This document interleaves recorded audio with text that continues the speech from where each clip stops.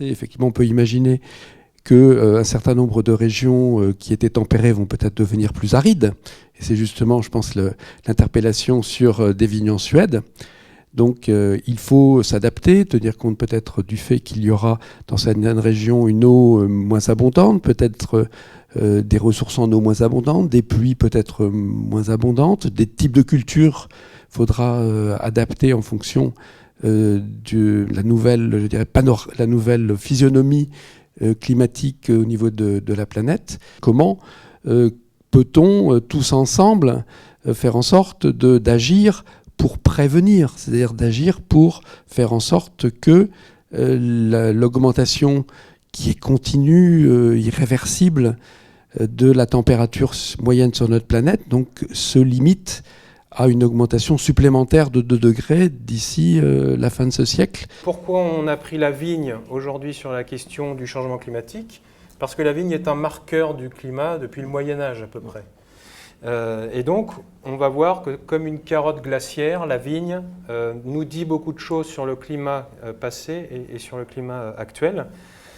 Mais tout d'abord, Hervé Quénol, on va commencer. Alors, réchauffement climatique ou changement climatique? On sait très bien qu'au niveau global, de toute façon, on a une augmentation de la température, mais il me semble plus correct d'utiliser le terme changement climatique.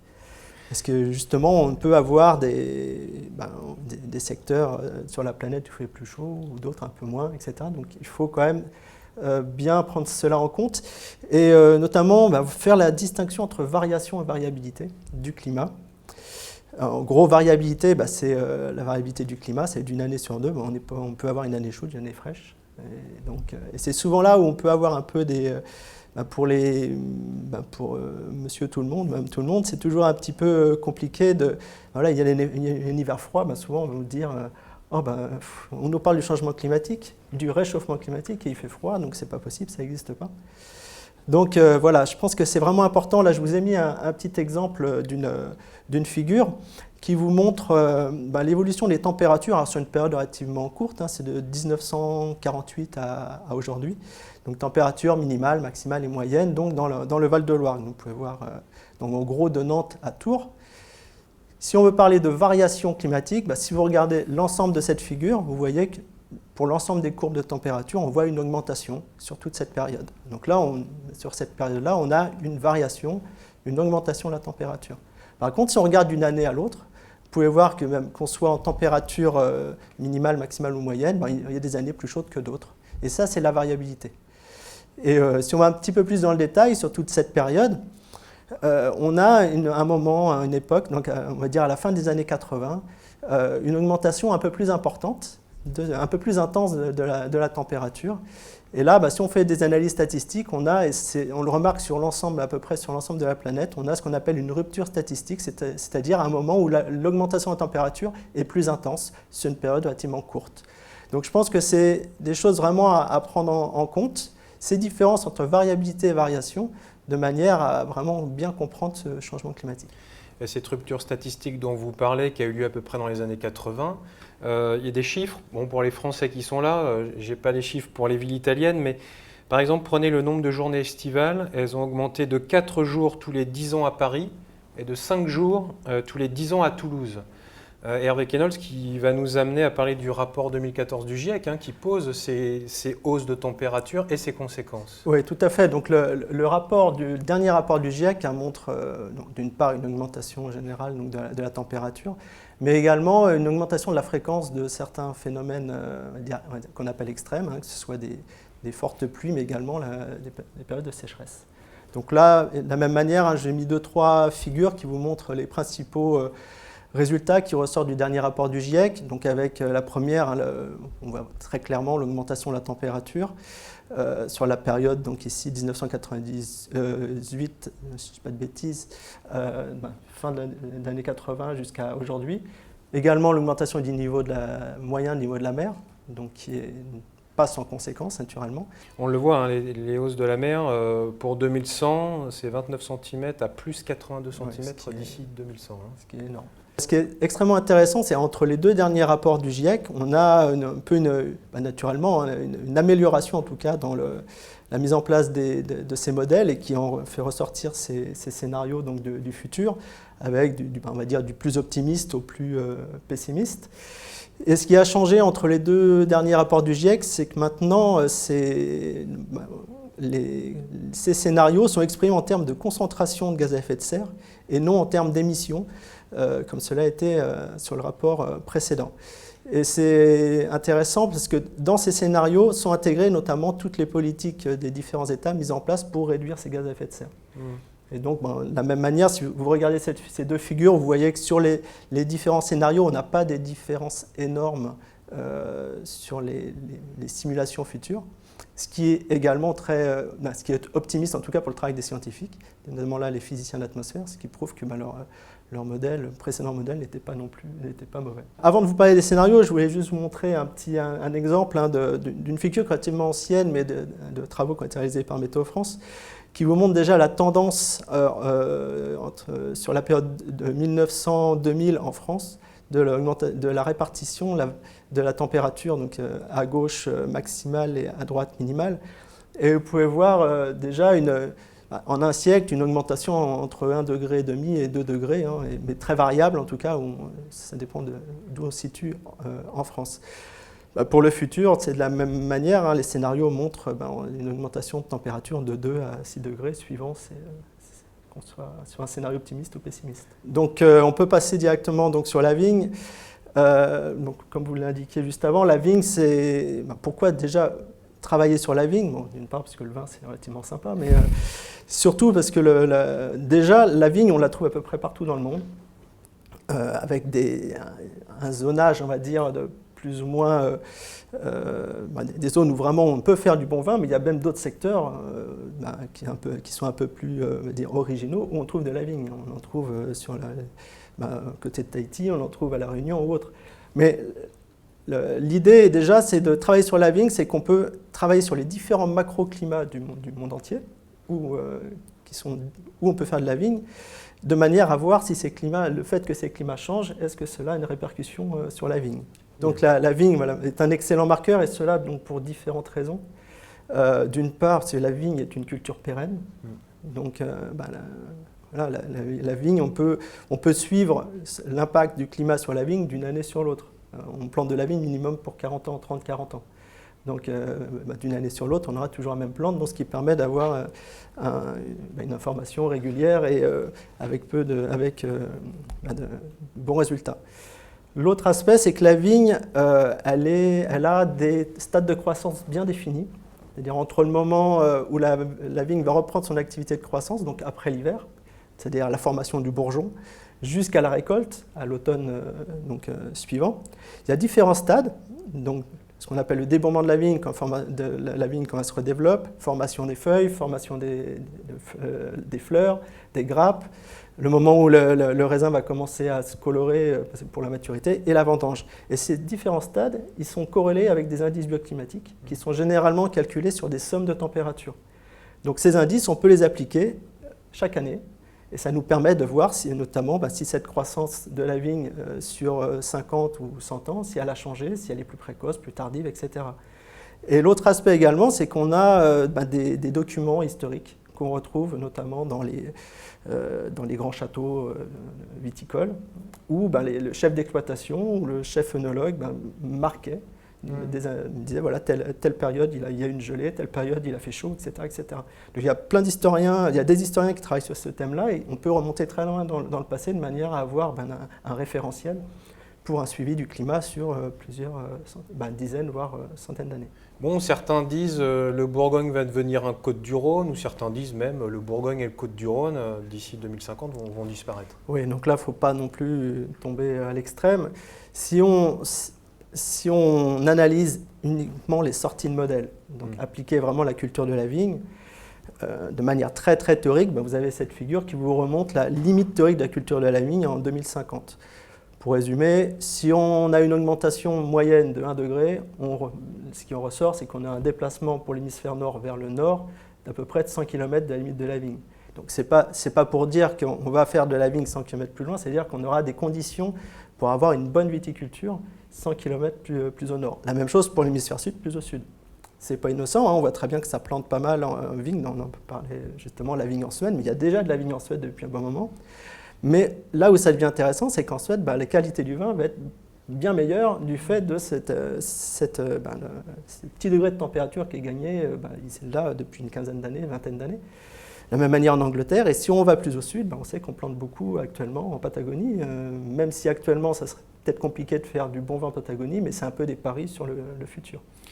Dans certains cas, la variabilité spatiale du climat sur des petits espaces à l'échelle d'un vignoble, entre un bas de pente et un haut de pente, on peut avoir une différence de température de plusieurs degrés, ce qui est l'équivalent au niveau temporel sur les scénarios du changement climatique. Si on a 2 degrés de différence, par exemple sur l'année, sur une exploitation viticole, entre 2 secteurs qui sont peut-être distants de quelques centaines de mètres, le vigneron il s'adapte à cette variabilité, il va travailler sa vigne différemment, ses pratiques vont être... Donc il arrive quand même, il a une marge de manœuvre. Donc dans le cadre de l'évolution du climat, à horizon 2050-2100, il y a quand même une marge de manœuvre relativement importante. C'est pour ça que c'est des fois un peu aberrant de dire il n'y aura plus de viticulture dans le Bordelais ou en Bourgogne. Non, on n'est pas... On n'en est pas là. Non. Derrière ces histoires de vin, de climat, il y a des histoires de conflits sur des territoires qui soient locaux ou nationaux sur comment je produis. À Mendoza, l'eau, est-ce qu'elle doit servir aux vignes, est-ce qu'elle doit servir à la population? Et du coup, on voit bien que ces questions-là de changement climatique impactent ce que vous disiez, vraiment, alors pour le coup, nos vies quotidiennes. C'est pour ça que c'est vraiment important d'étudier les climats viticoles à l'échelle de la planète et ensuite passer sur des cas à l'échelle de l'exploitation. L'exemple de Mendoza est assez parlant. On ne s'en rend pas trop compte, nous, en France, parce qu'on n'est pas encore à ce niveau-là du changement climatique, d'impact du changement climatique. En Argentine, on sait que le gros problème de l'impact du changement climatique, c'est la fonte des glaciers et surtout la diminution des précipitations neigeuses. Donc, comme on en parlait, l'irrigation, les réserves, les lacs de barrage, l'eau qui est utilisée, elle vient principalement de ces précipitations neigeuses. Il y en a de moins en moins. Donc l'eau, faut arriver à la rationner. Et c'est vrai que jusqu'à maintenant, comme c'est de l'irrigation de type gravitaire, c'est-à-dire qu'on lâche l'eau, c'est des canaux, donc on lâche l'eau sur les parcelles, il y a un gâchis énorme, parce que d'une part, il y a une grosse partie de l'eau qui est perdue par évaporation, et puis en plus, on lâche. Et il se trouve que là, on rentre dans des problèmes de pénurie d'eau et de conflits entre la profession viticole et la ville de Mendoza et la province, parce que naturellement, l'eau, il faut qu'elle aille quand même en priorité pour la population. Le changement climatique et viticulture, on parlait de 2050, 2100, ces vignes en Suède, alors ces vignes en Suède, comme je disais au début, il y a déjà de la vigne en Suède, il y a de la vigne au Danemark, il y a de la vigne en Angleterre. Ouais. Ce qu'il faut noter, c'est que la qualité du vin est bien meilleure qu'il y a 20-30 ans. Et les conditions sont meilleures. C'est-à-dire qu'on pouvait, peut-être qu'il y a 20-30 ans, on est peut-être une année sur 3, sur 4, où les vignerons anglais ou danois, par exemple, arrivaient à faire un vin bonne qualité. Là, ils en font, les années, les millésimes sont meilleurs et plus fréquents que dans le passé. Donc oui, ça peut être des secteurs. Ça sera en tout cas des régions où le vin sera, la limite théorique de la vigne sera bien comprise dans ce secteur-là. Et quand on parle de méthodes d'adaptation, notamment, ça en fera certainement partie, peut-être à long terme, sur les déplacements de ces vignobles vers le nord. Mais bon, là, il y a bien d'autres... il y a bien d'autres enjeux. Il y a bien d'autres enjeux et bien d'autres méthodes surtout. Il faut bien compter, voir un peu les marges de manœuvre qu'on peut avoir à court terme, à moyen terme et à long terme. Par exemple, vous dites là, entre 10 ans et 20 à 30 ans, quelles sont ces marges de manœuvre? Voilà, entre 10 ans et 20 à 30 ans, c'est les méthodes qui sont déjà en cours. C'est-à-dire que le vigneron, par exemple, sur une année... Là, on va plus parler de variabilité du climat. Sur une année chaude, il va travailler sa terre, ses pratiques sont complètement différentes, de manière à peut-être limiter les problèmes liés à la sécheresse, au coup de chaleur, etc. Donc il y aura un travail du sol bien spécifique, une intervention sur le végétal, c'est-à-dire peut-être enlever des feuilles, ce qu'on appelle les feuillets justement, éviter que la vigne sur une année chaude soit en concurrence avec d'autres végétaux, donc enlever l'herbe par exemple. Et puis également, on a peu abordé, mais une connaissance des climats locaux, donc qui est mon travail principal, hein, on n'a pas trop abordé cet aspect-là, mais le fait de connaître un climat local spécifique dans lequel est cultivée la vigne, sur un vignoble, ça permet dans un premier temps de voir comment on s'adapte spatialement à ces différences, donc notamment de température. Et on peut insister sur ce point qui est intéressant. Vos premiers travaux avaient lieu sur les TGV. On se dit, mais qu'est-ce que les TGV ont à voir avec le changement climatique, avec la vigne?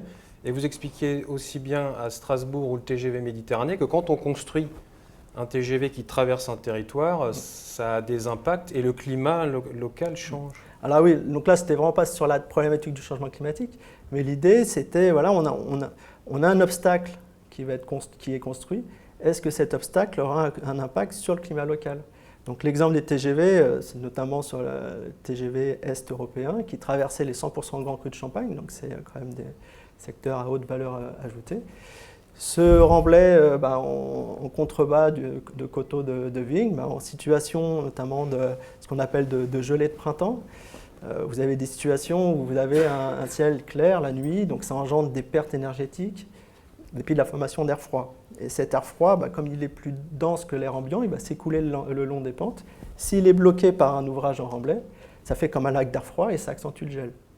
Donc voilà, donc là, mais ça vous montre quel est l'impact d'un élément local. Donc si ça accentue le refroidissement, ça pouvait aller jusqu'à 4-5 degrés plus froid que sur le secteur un peu plus éloigné où il n'y a pas cet obstacle. Et c'est quand même des effets, donc on parle du remblai, mais ça peut être des haies brise-vent, ça peut être une colline, un fond de vallon, etc. Je vais vous montrer un petit exemple ici dans nos travaux. Vous avez ici un exemple de capteur de température. Vous avez la photo sur le diaporama. Ces différents capteurs, ici représentés par des cercles, ont été disposés en fonction de la topographie, la distance ici à la Loire, parce qu'on est dans le Val-de-Loire, à proximité de Saumur. Si on fait le calcul des sommes de température sur toute la période de croissance de la vigne, ici pour l'année 2013, on a des écarts de sommes de température qui sont équivalents à ce qu'on peut avoir, à ce qu'on a eu par exemple entre Tours et Nantes. Donc des effets à l'échelle entre deux régionales, on va dire. Et les répercussions sur les niveaux de sucre et d'acidité de la vigne sont similaires, c'est-à-dire un impact important donc sur la caractéristique du vin. Donc là, vous voyez vraiment un effet local très important.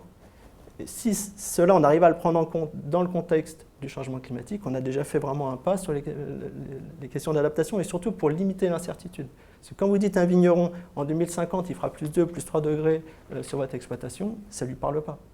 Si vous lui dites, voilà, à tel endroit de ton exploitation, ici il fait plus froid, ici il fait plus chaud, donc il va me répondre, oui, je le sais, je vis sur mes vignes depuis 50 ans. Mais si je lui dis, oui, mais ici, telle nuit, tu as eu moins 4 et puis ici, tu as eu 2 degrés, il fait, ah là, ça m'intéresse parce que je vais savoir comment mettre en place mes méthodes pour m'adapter au jour le jour. Et l'idée de ces travaux-là, d'analyse du climat aux échelles locales, c'est de proposer une méthode d'adaptation, mais régulière, pas passer de manière brutale à 2050 avec des solutions plus ou moins drastiques. Ici, vous ne pourrez plus faire de vignes, il faudra planter à tel endroit, etc.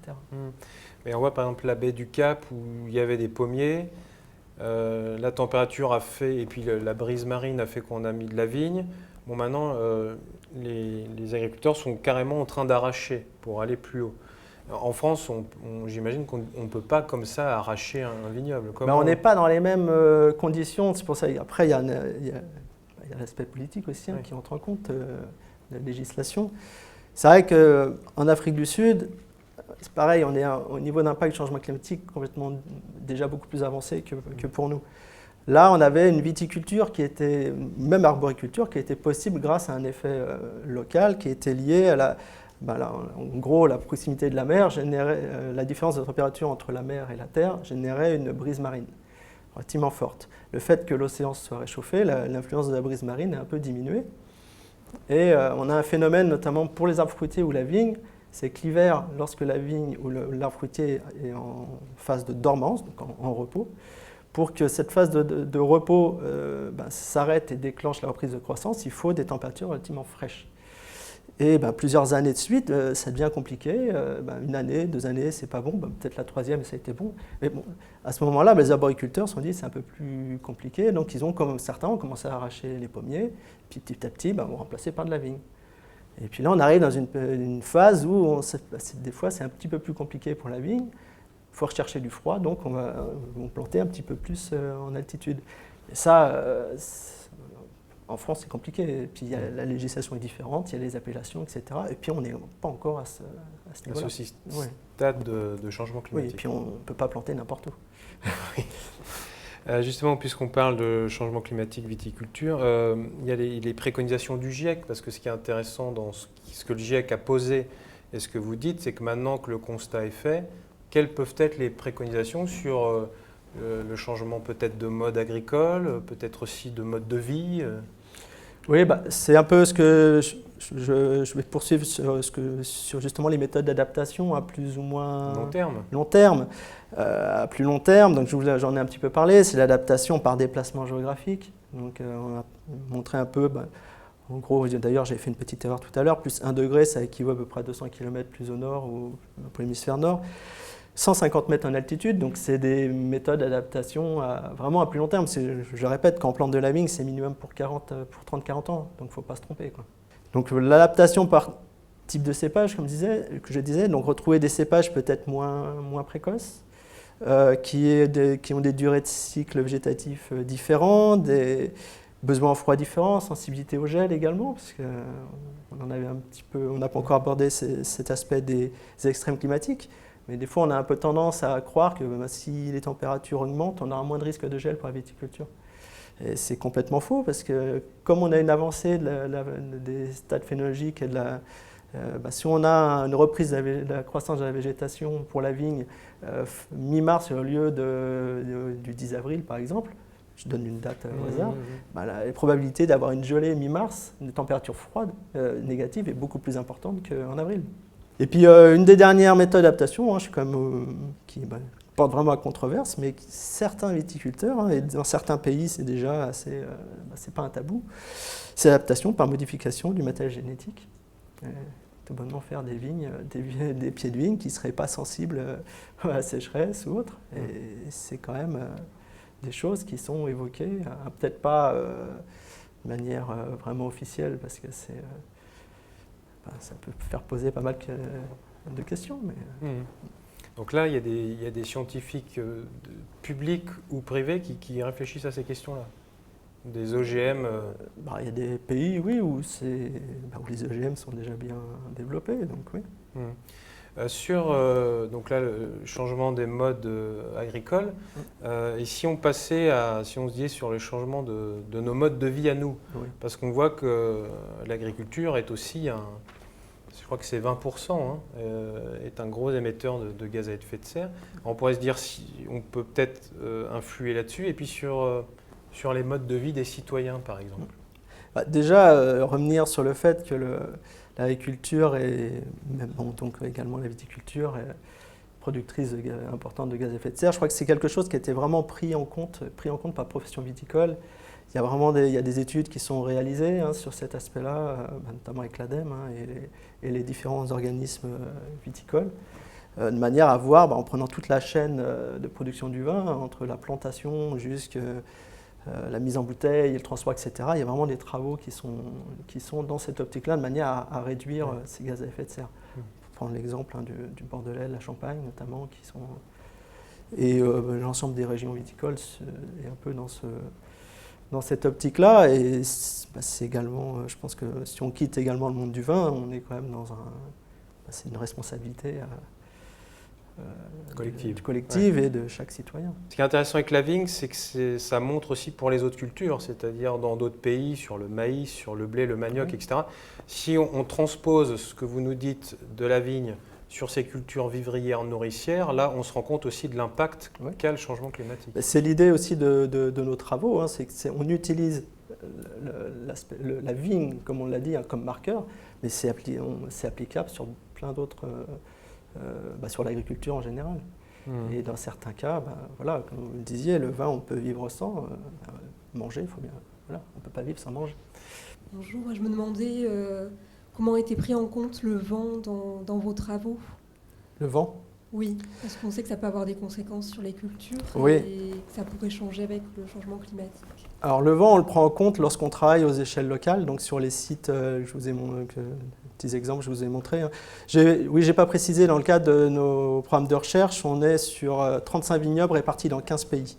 C'est-à-dire qu'on essaye de couvrir l'ensemble des pays viticoles donc du monde entier.